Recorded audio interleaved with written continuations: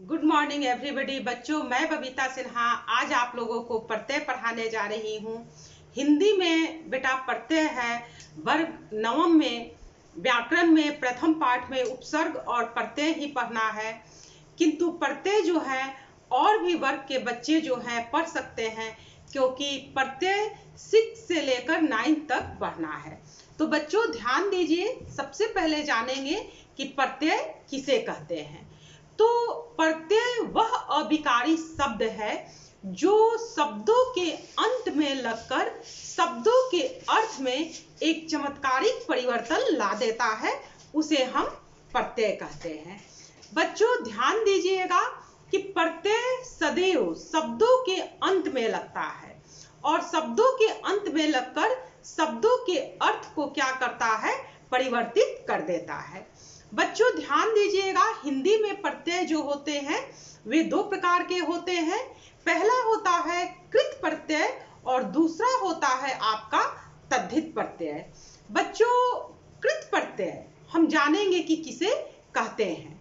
तो कृत प्रत्यय जो है वह कभी भी आपका क्या लगता है, क्रिया शब्द के अंत में लगता है। ये बेटा बिल्कुल ध्यान दीजिएगा कि कृत प्रत्यय जो है वह क्रिया शब्द के ही अंत में लगता है। जैसे मान लीजिए पढ़ना, पढ़ में ना लगा दिए तो पढ़ना, सो में ना लगा दिए तो सोना, खा में यदि हम ना प्रत्यय लगा दिए तो खाना, हंस में ना लगा दिए तो हंसना, पढ़ में आई प्रत्यय लगा दिए तो पढ़ाई, लिख में आई प्रत्यय लगा दिए तो लिखाई, कूद में आई प्रत्यय लगा दिए तो कुदाई, हंस में आपका आई प्रत्यय लगा दिए तो हंसाई। तो इसी प्रकार बेटा ये क्या हुआ, आपका कृत प्रत्यय हुआ। तो कृत प्रत्यय सदैव आपका किस शब्द में लगता है, तो क्रिया शब्द में।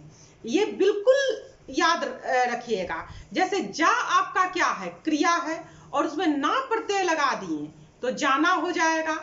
आ आपका क्या है, क्रिया है और ना लगा दिए तो क्या हो जाएगा, आना हो जाएगा। समझ में आ गया आप लोगों को। यही है जैसे सिल, सिल में आई प्रत्यय लगा देंगे सिलाई, ना प्रत्यय लगा देंगे तो सिलाई। तो इसको हम क्या कहते हैं, कृत प्रत्यय कहते हैं। अब ध्यान दीजिए, 2 नंबर होता है तद्धित प्रत्यय। तद्धित प्रत्यय किसे कहते हैं, तो तद्धित प्रत्यय जो है सदैव संज्ञा या सर्वनाम शब्दों के अंत में जुटकर शब्दों के अर्थ में परिवर्तन ला देता है, उसे हम क्या कहते हैं, तद्धित प्रत्यय कहते हैं। जैसे बच्चों ध्यान दीजिएगा, तद्धित प्रत्यय आपका क्या है। जैसे मान लीजिए यदि आपका तद्धित प्रत्यय में आ रहा है कि आपका अर से इल, इल धातु से अड़ियल हो जाएगा, सीधा से सीधापन हो जाएगा। समझ में आ रहा है, ये आपका क्या हुआ, तद्धित प्रत्यय हो गया। प्रत्यय जो है सदैव क्या करता है, सफल, सफल में ता लगा दिए सफलता। समझ में आ रहा है। यदि आपको मान लीजिए धोबिन में इन प्रत्यय लगा देंगे तो धोबिन हो जाएगा। समझ में आ रहा है। सज में आवट लगा देंगे तो सजावट, चिकना में आई लगा देंगे तो चिकनाई, सुनना में वाई लगा देंगे तो सुनवाई।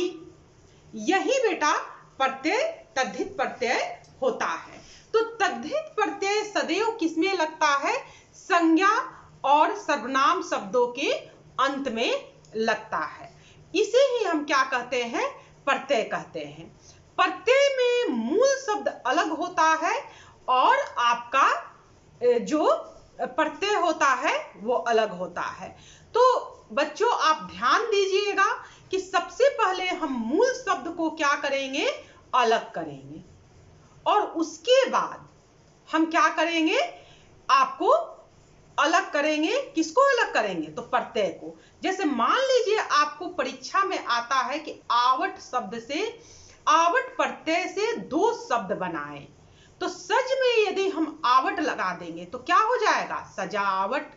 लिख में यदि हम आवट लगा देंगे तो क्या हो जाएगा, लिखावट। अब आपको समझ में आ गया। तो क्या कीजिएगा कि आराम से पढ़ लीजिएगा, फिर सोचिएगा और उसके बाद आप क्या कीजिएगा कि शब्दों का निर्माण कीजिएगा।